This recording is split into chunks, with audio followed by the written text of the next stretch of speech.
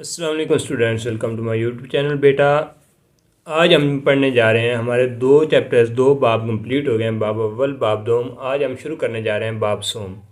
باب سوم ہے سیرت النبی صلی اللہ علیہ وآلہ وسلم، جس میں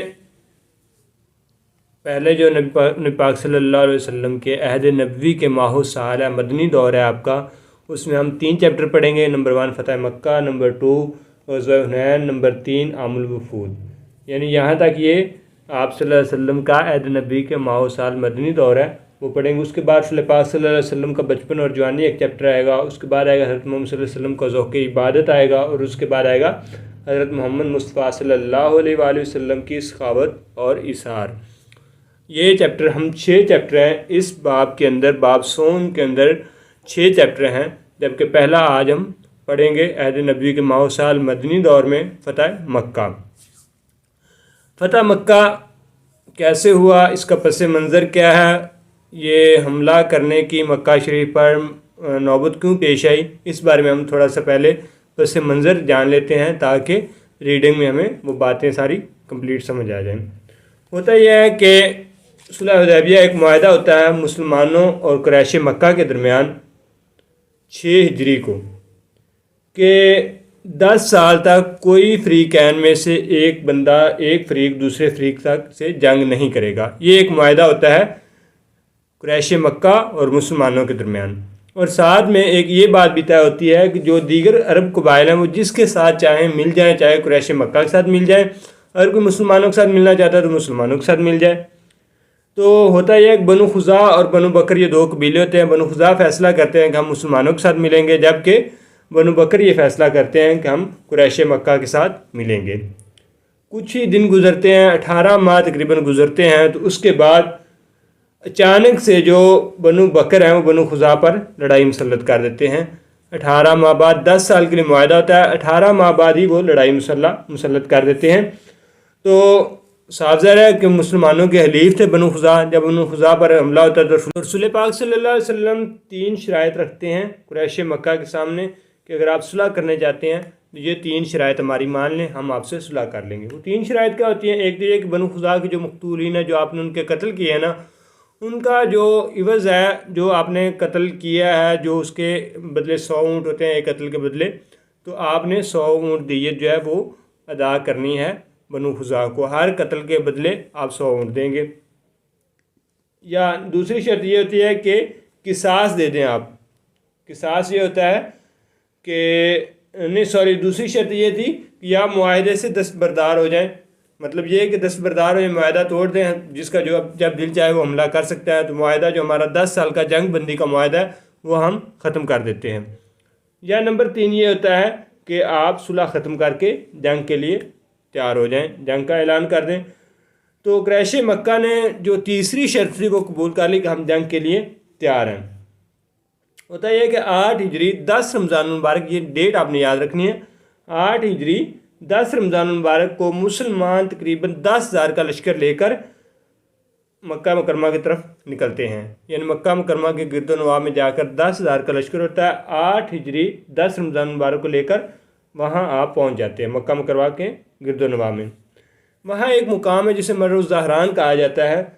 تو اس مقام پر نبی کریم صلی اللہ علیہ وسلم نے لشکر جو بھی ہوتا ہے نا، اس کے 3 پہلو ہوتے ہیں۔ ایک سینٹر ہوتا ہے جس کو پیادہ لشکر بولتے تھے، سینٹر جو مین لشکر ہوتا تھا اس کو، اور باقی ایک رائٹ سائڈ پہ اور ایک لیفٹ سائڈ پہ۔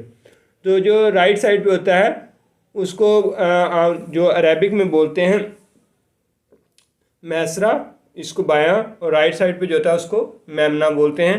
تو آپ نے لشکر جو میمنا لشکر تھا اس کا امیر مقرر کر دیا حضرت خالد بن ولید رضی اللہ تعالیٰ عنہ کو۔ جو میسرا تھا یعنی لیفٹ سائڈ والا لشکر تھا، اس پر آپ نے مقرر کر دیا حضرت زبیر رضی اللہ تعالیٰ عنہ کو، اور جو درمیان والا پیدل لشکر تھا وہاں آپ نے مقرر کر دیا حضرت ابو عبیدہ رضی اللہ تعالیٰ عنہ کو۔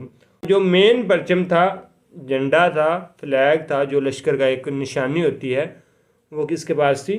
وہ حضرت زبیر رضی اللہ تعالیٰ عنہ کے پاس، یعنی رسول پاک صلی اللہ علیہ وسلم کا جو پرچم تھا وہ حضرت زبیر رضی اللہ تعالیٰ عنہ کے پاس تھا۔ اس وقت آپ نے کچھ کلمات کہے تھے جو بہت مشہور ہوئے۔ اس دن آپ نے فرمایا تھا آج اللہ تعالیٰ کعبہ مقدسہ کو خصوصی عظمت بخشے گا، اور آج کعبہ کو نیا غلاف پہنایا جائے گا۔ مختصر جھڑپ کے بعد اسلامی لشکر مدینہ میں مکہ میں داخل ہو گیا تھا۔ یعنی آپ کے یہ کلمات کہ آج اللہ تبارک و تعالیٰ خانہ کعبہ کو یا کعبہ مقدسہ کو خصوصی عظمت بخشے گا، اور نمبر 2 آج خانہ کعبہ کو نیا غلاف پہنایا جائے گا۔ تو یہ جو اس وقت آپ نے کلمات فرمائے تھے، یقیناً آپ جانتے تھے کہ آج ہم کامیاب ہو کے لوٹیں گے۔ اس کے بعد جیسے ہی آپ مختصر جھڑپ کے بعد مکہ میں داخل ہوتے ہیں تو وہاں کے کچھ جو مین لوگ ہوتے ہیں انہوں نے جاتے ہی اسلام قبول کر لیا، جن میں حضرت ابو سفیان رضی اللہ تعالیٰ عنہ تھے، جنہوں نے آتے ہی جیسے ہی مکہ مکرمہ میں داخل ہوتے ہیں تو انہوں نے اسلام قبول کر لیتے ہیں۔ اس کے بعد بدیل بن ورقہ تھے جو کہ اسلام قبول کرتے ہیں۔ اس کے بعد حکیم بن حزام تھے۔ یہ 3 شخص جو مین تھے انہوں نے اسلام قبول کر لیا۔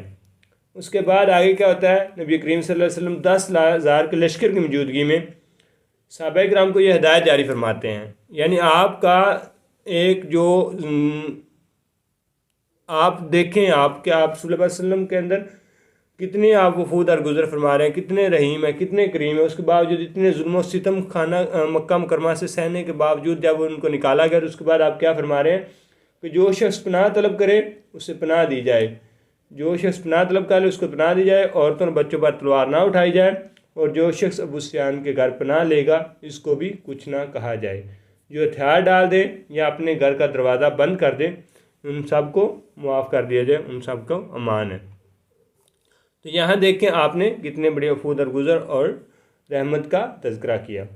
آگے کیا کرتے ہیں کہ انتہائی جو عجزی انکسار کے ساتھ آپ داخل ہوئے، فتوحانہ جو ایک ہوتا ہے نا انسان کے فتح، جب بادشاہ وغیرہ فتح کرتے ہیں تو بڑے غرور اور تکبر کے ساتھ داخل ہوتے ہیں، لیکن نہیں، آپ کا رویہ کچھ مختلف تھا۔ آپ بڑے انتہائی عجز و انکسار کے ساتھ داخل ہوئے۔ آپ کی اونٹنی تھی ایک جس کا نام کسوا تھا، تو اس پر آپ سوار تھے۔ آپ کا جو سرنور تھا وہ اونٹنی کی کوہان، جو اونٹ کے اوپر بار سا ایک ہوتا ہے اس کو کوہان بولتے ہیں، اس کو چھو رہا تھا، اس کو ٹچ کر رہا تھا، اور آپ کی زبان پر جس صورت کی آیات تھی وہ سورہ فتح ہے، سورہ فتح کی آیات آپ کی زبان پر جاری تھی۔ تو نبی پاک صلی اللہ علیہ وسلم نے فرمایا، جب انہوں نے قریش مکہ کے سامنے آپ گئے تو انہوں نے سے کہا کہ آج تم مجھ سے کس طرح کے سلوک کی امید رکھتے ہو؟